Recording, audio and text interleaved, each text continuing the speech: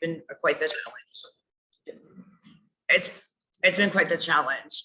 So just a little bit about me is I'm actually from Pittsburgh originally, the Pittsburgh area, and I have been involved in civic engagement, both from a nonpartisan and from a political standpoint.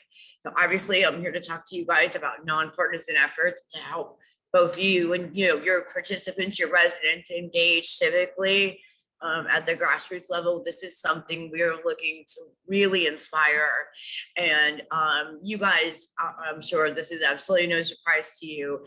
If you did like a Venn diagram of justice impacted people and people with SUD, you would come up with almost a circle. And that's why we've extended our outreach to the recovery homes, because we do have so many folks there that are justice impacted or justice involved, meaning currently embroiled.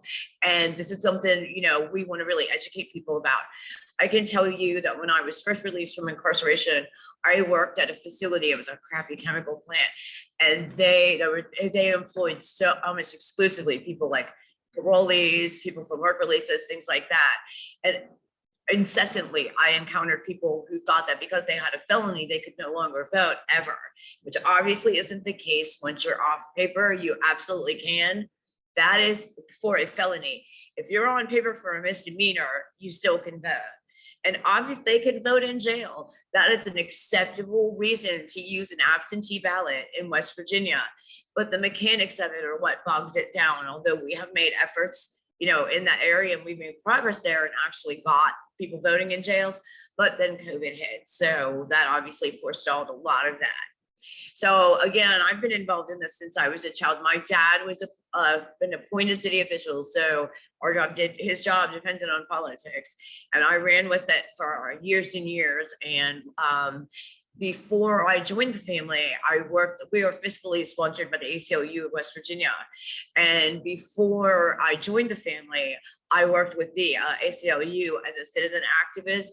And I spoke almost every year at the Capitol on voting and the need to vote, the importance of voting, the mechanics of voting. And that was precisely why I was asked to join the family, because this really is my passion. So I'm hoping to inspire some of you so that you can inspire your residents. So when it comes to civic engagement, the low-hanging fruit obviously is voting, but registering people to vote, which we've done, as much as possible. Registering people to vote is definitely the easy part. Inspiring them to actually get out there and vote is really, especially like if you register them and an election is sufficiently far away. Inspiring people to get out there and vote is really where the challenge lies. And what we're trying to do to inspire folks to get out to vote is get them more involved in the process. I actually have a couple of different presentations, PowerPoint presentations, one that's on just the basics of civic engagement, educating people about government. It's as basic. The beginning is as basic as saying there are 3 levels of government. Here they are at the federal level. And I go into federal and state. West Virginia's, exclusive things in the civic. It's a very basic presentation, but I found that it's really educated a lot of people. And I do have, like I said, another PowerPoint where we talk to people about don't be what the process wants you to be what you want and need to be a part of the process, get yourself involved. And like I said, voting is, registering people to vote is the easy part.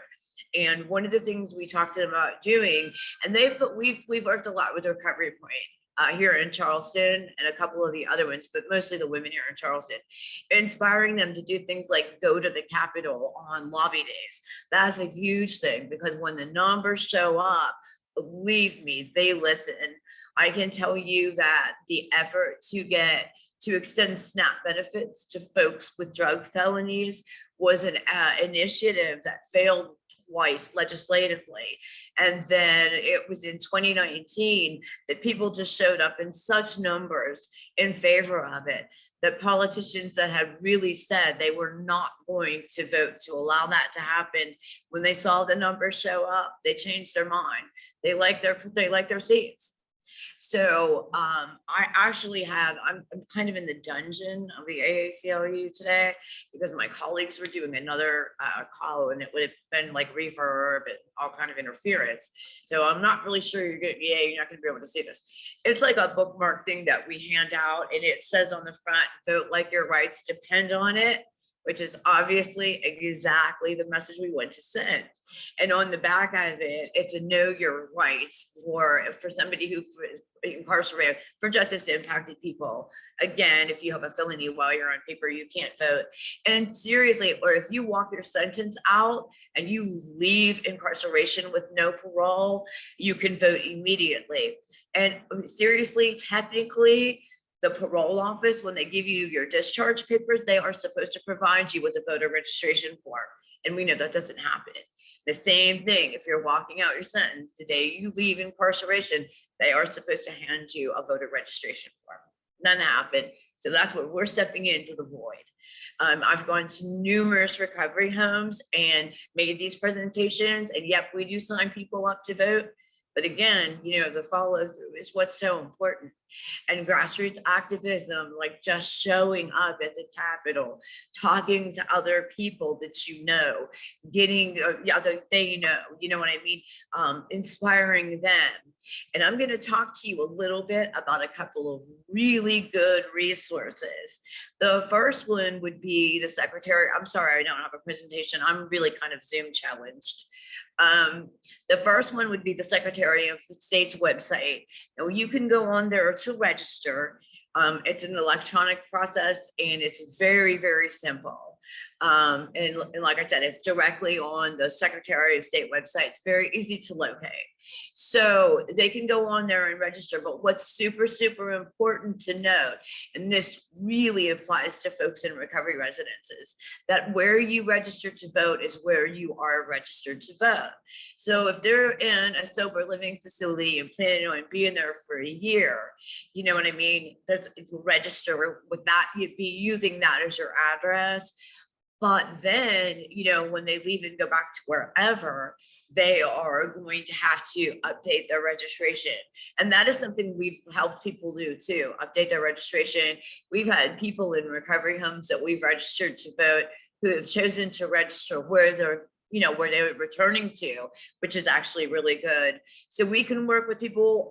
Like I said, I am available to come to you guys or do a Zoom to do a civic engagement presentation, help people get on there and take a look at if they're registered. Because I've had people say, I think I'm registered. We can look you up. And again, you got to keep it current. So that's something we need to, make sure we let them know. Redistricting has obviously had an enormous impact on things. So, because I actually worked with the polls during the primary, and we did have some people show up who had been redistricted and they weren't aware of it. We had more than a few phone calls with the county clerk's office about that. So there is, again, I really should put this link. I'll send you guys a link. I'll give you guys get email or send you guys my email address. I'll put it in the chat. There is a website called Open States, and you can just Google Open States, find my legislator. And when you go to the site, it takes you to the site. You put your address in and it will tell you what are your districts at the federal level and at the state level. It will tell you who your representatives and your senators are. I do believe for the federal, though, they characterize it as upper house and lower house.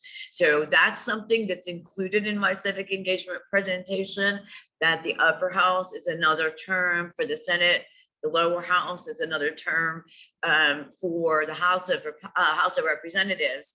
Also important, and it really is the little things, also important is letting people know that in West Virginia, it's not called the House of Representatives, it is called the House of Delegates, but that's exactly the same thing. You know what I mean? It's relatable to the House of Representatives, on the federal level.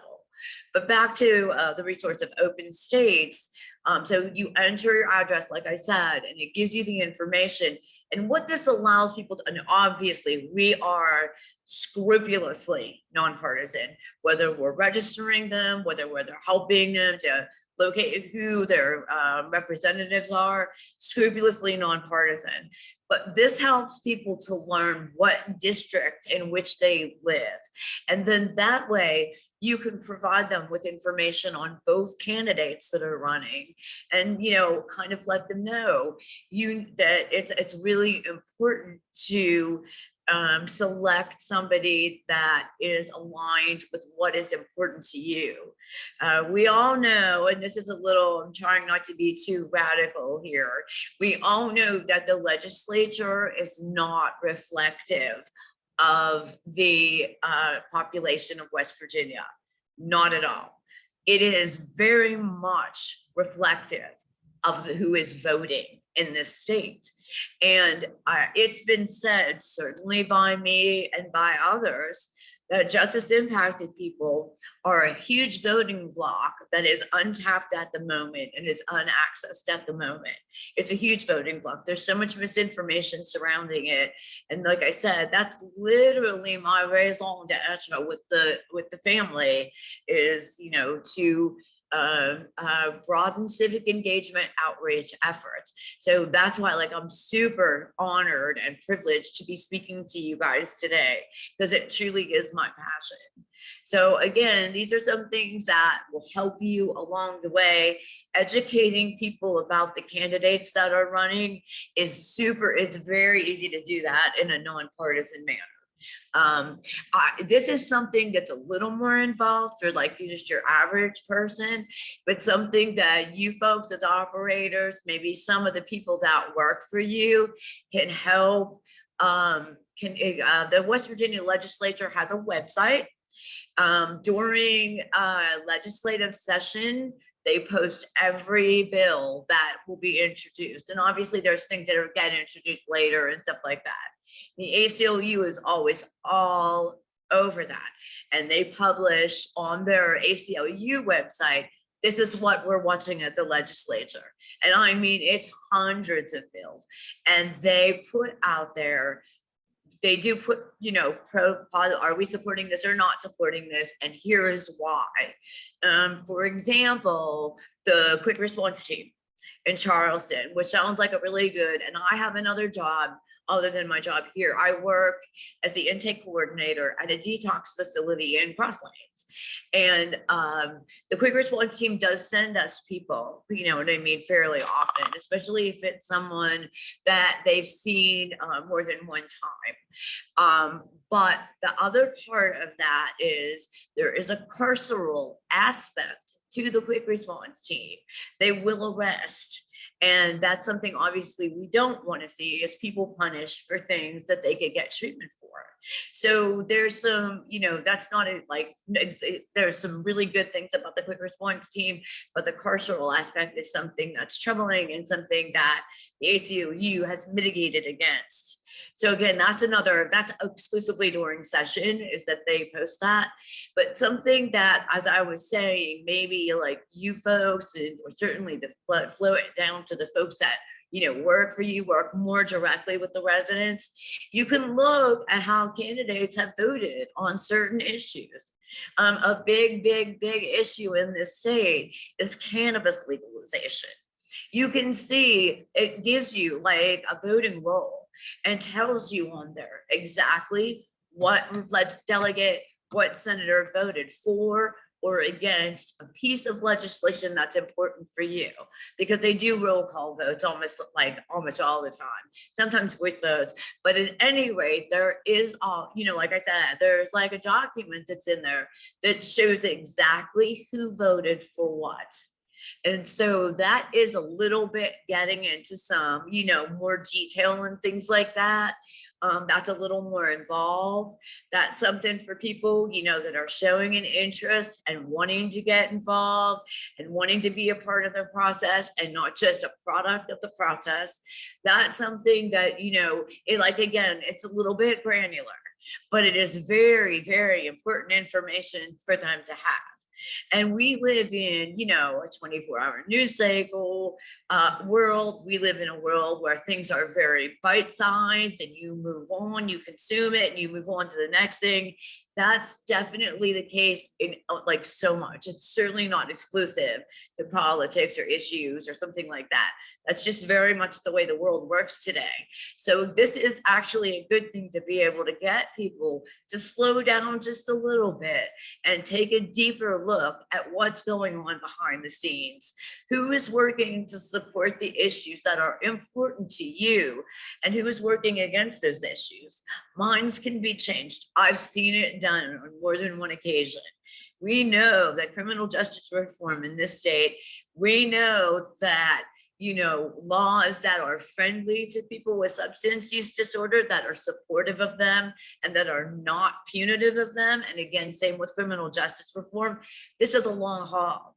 This data has moved super, super far in the direction of punishing people like that. It really has. It's going to be an inching back process, but you take every victory that you can and you build on it. Something that, you know, some legislators may speak out against, oh, this is going to cause a crime wave, blah, blah, blah. And then it gets passed and it doesn't cause a crime wave. And you can focus on that and abuse it to build it up. And the next legislative session, you can get them to introduce something that's more expansive, that built on that initial bill. Expungement is something about which I'm thinking of specifically.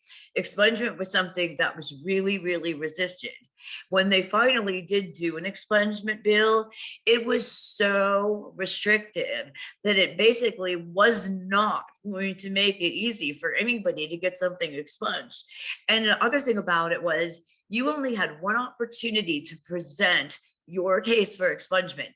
If there was like a clerical error in that, you were getting turned down. You had absolutely no recourse to file that a second time. Now that's been changed. So like I said, it was really restrictive, but you take it, you thank them, and then you start working on ways to make that more expansive, make it more user-friendly. This is how it is. I mean, obviously progress is made, you know, one person at a time. And that's exactly what we intend to do. And reaching out to the grassroots, this is really literally, you know, what they hired me for, is to help folks get inspired, help folks get involved in the process, help people to learn. Like I said, you know, you don't just have to let this happen to you. You can actually get involved and be a part of this process. And again, not a product of it. So I'm going to go ahead and put some information in the chat. Excuse me.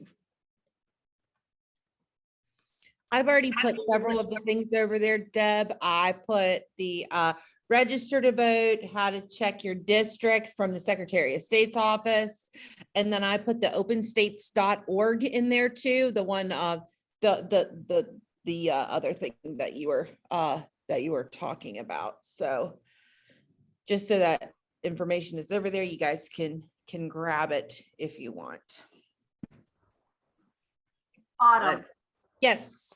I know I've talked to you guys, but I don't know any of these people if they're aware about Spread the Vote and Project ID. It ties also into getting individuals registered to vote, but it pays if they need a state ID or driver's license to get it. It pays for birth certificates, helps them get their social security cards. And a lot of the individuals that we take into our recovery facilities don't have those necessary identifications. So it's kind of twofold. It gets them set up into the voting process and also gets them and pays for, and any entity can get a person trained to become a Project ID person. Awesome. Awesome. I'm really grateful that you mentioned that. I did not even think that was a thing anymore. When I was working at the job before this one, I kept trying to get in touch with these folks and nobody ever answered me back. So thank you. Yes, we would love the information for that too. Would you throw that in the chat for us? I will try. And they are very, very hard to get a hold of. The training is self-paced. And they send whoever goes through it all, they send the credit card to them to handle all of the expenses incurred in this. But it is not something that happens overnight. It probably takes a month plus to be able to do it. Oh, okay, great. Good to know. Good to know. Good information.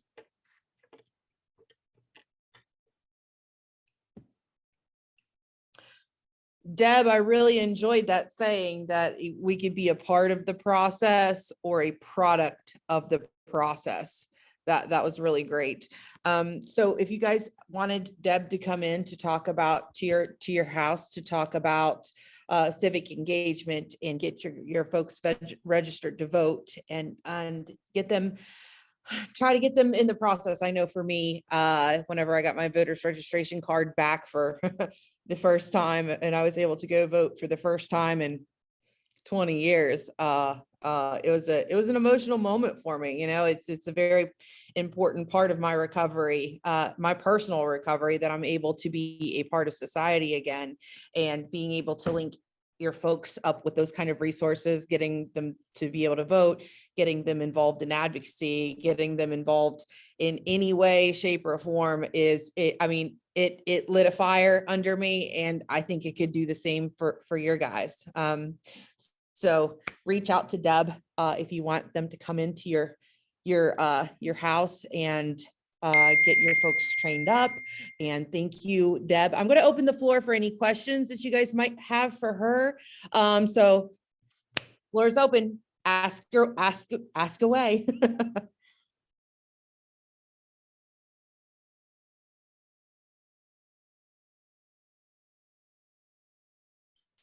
Hey, that's kind of good. I'm hoping that one of the reasons there really aren't questions is because I kind of covered, a lot of things. That's just like what I'm but yeah, I've put my information. There's my family email, my personal email, my phone number.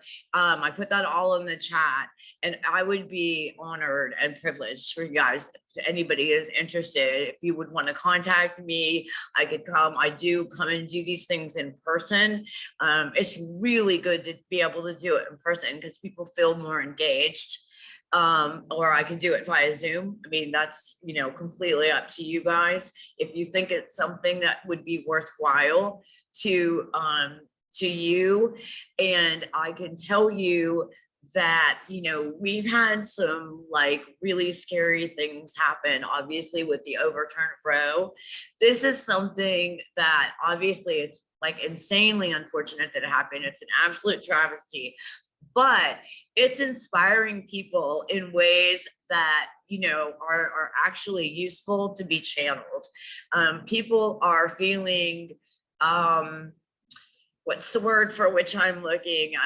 People are feeling, I would say, almost victimized, that they're so, that something like this could be done with what's the word I'm looking for? The stroke of a pen, essentially. With the stroke of a pen, so many people lost extremely. Again, like I did citizen activism, like when I lived in Pittsburgh and stuff like that.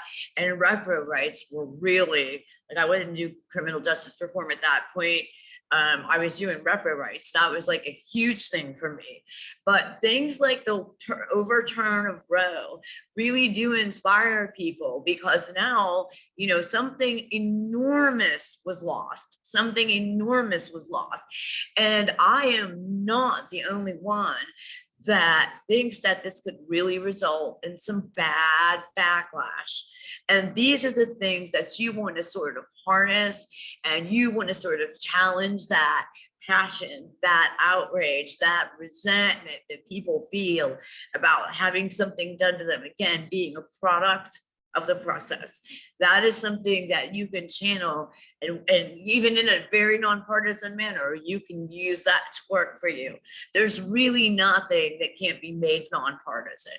It's not always easy, especially when you feel passionately about it and feel passionately about it in one direction, but it's very doable. It's very doable. And like I said, I really want to stress that to you guys, that we are scrupulously nonpartisan, because, that's just the way what we were established. So there's no, sort of, I don't know what's the word for which I'm looking, like, it's not like this, like militant socialist or something like that. So, but it's something I absolutely love to do, and I am just honored to be asked today. Thank you so much, Autumn.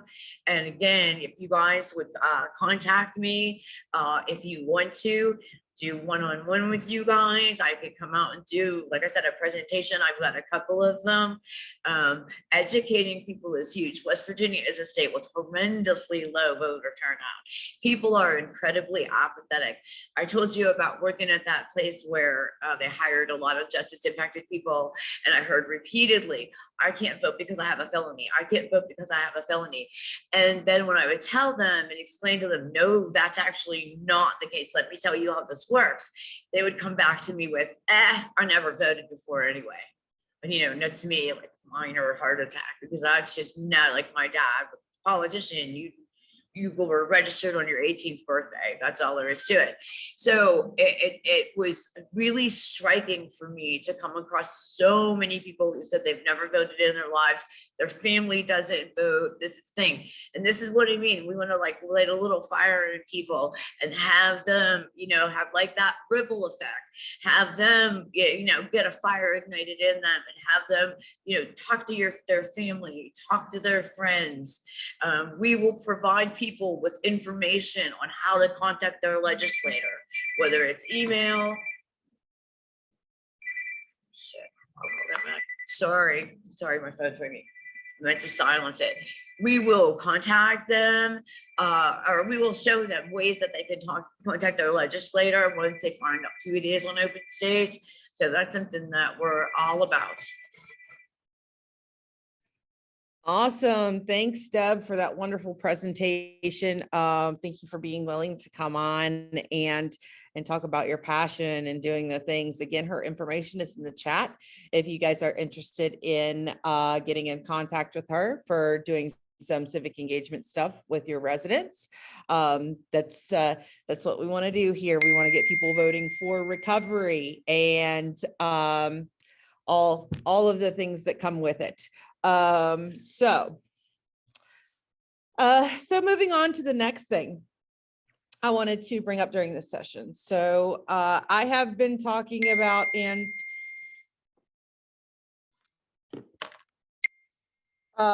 we have been talking about, sorry, my phone is dinging. I wanted to get it muted. We have been talking about getting this wonderful platform available for our operators to use called the ARMS platform. We've got 2 operators on right now that are currently using this platform. It's a data collection tool. It measures recovery capital.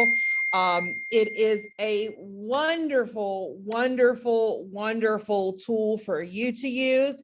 And it also collects data for us to use whenever, well, not us, Emily to use when she goes to the legislature to talk about recovery housing and the advocacy. You know, we know that it works. We want the data to show that it works. So we do have this available. I am collecting operators that are interested right now. Not only does it collect data, I'm telling you the functions of this thing are awesome. Jay or Joey might be able to explain it a little better than I can because they're actually using it. Jay, would you be willing to say how awesome it is? Yeah, we've been using the ARMS platform since last November. I am a very big fan of it. It's had a little bit of their growing pains throughout their development process, but I know that they've most recently announced their partnership with Get Help, which is going to make it even more robust and filled out. But we use it essentially as a recovery assessment, planning, and mapping tool using the measure, monitor, engage approach from the Recovery Outcomes Institute. So when we bring our residents in at intake, they go through an assessment that integrates a lot of validated instruments like the BARC 10 and the CDC QOL and some other validated assessment instruments. And then based on that, spits out their recovery goals and plans that we then tailor to match to community resources that are available in the area that we're serving. So it's a really great way to not just identify recovery capital, but to operationalize it and recovery planning and mapping, and then engagement. Of course, the data collection. It also tracks your resident payments, your beds, your housing. You can track longitudinally over time the change in recovery capital so that you can see where your blind spots are in your program offerings or where the services are lacking or where additional barriers are there. So we're a big fan. I'm really excited to see what Tony Greco and those guys at Get Help are going to add to it. And yeah, there you go. Awesome. Hey, this is Emily. I have one quick thing to add, which is that we are making this platform available to all of our operators for free. We want to make this low barrier for you. And I think Jay has a good point, which is that this isn't just us collecting data. It's also the recovery planning aspect for your residents. And it allows you to access your own data so that when you go out and you want to apply for a grant at a foundation, you can show them pretty little charts that say, you know, here's how we're doing, here's what we'd like to do. In Virginia, they use this to identify that there is a certain demographic population that just was not being retained in their recovery homes across the state. Statewide, there was one specific demographic that was just not staying in houses very long. And so now when that demographic of people enter a house, they're able to support them in a different and more robust way so that they can keep them engaged and keep them in the program. So there's a lot of good stuff that comes out of this. Like Jay said, it has been growing pains. We've been working with this group for a lot longer than we thought we would initially to get started. But I think the partnership with Get Help is going to be really pivotal. And we've heard from other states who are already reaping the benefits of that partnership, how much they love it. So I think this is a really great opportunity. Again, we're making it available to everybody for free. I think having folks tracking the same outcomes and gathering the same data goes a long way for us to be able to demonstrate the effectiveness of the work that you're doing. So, And once they get the dashboard functions built out, I meant to add this too, Emily, sorry. Once they get the dashboard functions built out, it'll also be a really good evaluative tool to see where your own blind spots in your programming is. Yeah. So you'll be able to drill down and say, I'm noticing that African-American women between the ages of 24 and 30 average 30 days less in-house. Let's figure out why that is. And they're usually having their bumps right around between T2 and T3, which the T1, 2, and 3 are the different assessment intervals that you're doing your assessments at. So 45 days, 90 days, and then every 90 days thereafter. So it's a really great program and process review tool for your operators. And then the data collection, I almost consider the data collection, even though we're a data-driven landscape, I almost consider data collection as the added bonus. It is our primary tool for driving our recovery planning.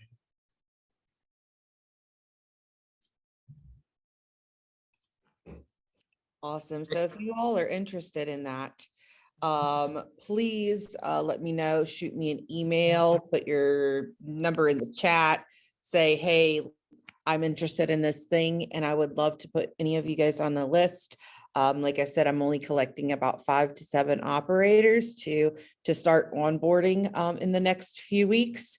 So if you're interested, please let me know. And we're only selecting those 5 to 7 to start moving forward with this onboarding process. So if you're interested, please express your interest so we can get you guys going. Just to clarify, sorry to interrupt, Autumn, it's not to say that only 5 to 7 people at all ever will be in it. It's just for the initial onboarding. It's just so that we're not like inundating the system and having everybody try to get set up at once. Yes, 5 to 7 for this initial round, for sure. 5 to 7 for this initial round. I don't know if I could personally handle any more trying to onboard at one time. I think that's for my my time efficiency too. So Emily, do you have any more announcements? I'm going to relentlessly promote the Glow Run again. I'm going to go ahead and put the links for the art in there, for the info booths in there, and then additionally, if you would like to sponsor the event too, and I will also send out a sponsorship form if you guys would be interested in becoming a sponsor. So I have one quick thing, and I wish I had more detail on it, but it just is what it is. We're going to be doing a recovery housing conference either in August or October. I know that's kind of weird, but that's what we're looking at. September is just jam-packed, which is a good thing for recovery month, but that's really the month we were wanting. But it'll probably be late August, October. and it will be virtual. I think probably about a day and a half. So just keep an eye out for that. We'll send you a save the date. I'm just waiting on some finalization for that. And if you have anything, I mean, I think we've got a pretty good sense of what we're doing, what kind of content we're providing. But if you have some question about something that you'd like to see or you wonder more about, please feel free to reach out to us and let us know, and we'll see what we can do. Or if you have an idea for something, you know, you'd like to see a panel of people, we're going to do, like, for example, a panel of people to talk about transportation and other things. So just give us a shout. That's all I got. Hey, one more thing. I'm going to go ahead and put her on the spot while she's here. Laura Weigel from YWCA Wind has agreed to present like Hawk did last month and talk about her program. It's a wonderful program. They do a million things, not just recovery housing. They do a million other things. Some of you run programs very similar, but next month, I believe it'll be Wednesday, August 10th, if I'm not mistaken. The open call next month will be a presentation from YWCA Wind and Laura Albertini Weigel and her women. Awesome. So once again. Also, if you want to, go ahead, I'm sorry. Nope. You go first. Sorry. I was just going to say, we would love to have other people present when we don't have any other kind of speaker. So if anybody would love to, some of you on here, I don't want to like force you to, but some of you on here run wonderful programs, and it would be great to hear from you. And some people may be able to learn from you, and you may be able to learn from their questions and all those kind of things. So I know it's kind of annoying maybe to talk about your program in front of other people that do the same thing, but sometimes it could help everybody. Hey, I have a quick plug. My illustrious team that you see here, Danny and Autumn, are going to be some of the featured speakers this afternoon on the NAR Learning Community call to talk about one of the new surveys that they've been doing, the Recovery Home Environment Scale, which some of you have encountered and some of you have not. And they're going to be talking. There was a presentation over almost a year ago, I think now. I'm having trouble with tracking time, but Dr. Doug Polson, who's really been one of the main researchers on recovery housing, period. If you look up recovery housing research, I would say a good chunk of it is tied to Dr. Polson, but he was presenting on this Recovery Home Environment Scale, which is essentially a very brief survey of the residents in the house to get their feedback on whether the services are helping them or not. And we heard this presentation and on our learning community, and my team asked, could we start doing this survey when we go in to do the evaluations? And we've had some really interesting results with it, to be honest. And so if you'd like to learn more about that and hear from the crew that you see here on the NAR call, that's today from 3:30 to 5.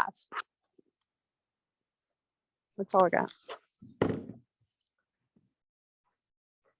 All right, I'm going to open the floor for a couple of minutes. Do you guys want to talk about anything, any subjects to bring up, anything that you might want to hear about? Hey, that there's a new coalition that's formed here in Cabell County Recovery Coalition. They have I haven't been really engaged in it, but Tim White, my supervisor, has. They have like taken over the reins of the Rally for Recovery that we used to have every year, like behind the flood wall, not in downtown. But this year, I think it's going to be the second or third week of September. We're doing it for 2 days, and it's going to literally be downtown on the other side of the flood wall, like in the public. We're going to have speakers and bands and food trucks. And I know this is all in the initial stage of going on, but I'm going to put my email in the chat. And if anybody wants more information on it, you can send me your email and I'll try to forward that on as it goes along. It's going to be a really big event for Cabell County, and due to like all the bad stuff that we've had to push through over the last few months, I think it's going to be a great thing. So if I'll put my email in the chat if anybody wants to reach out, and I'll put you in the loop.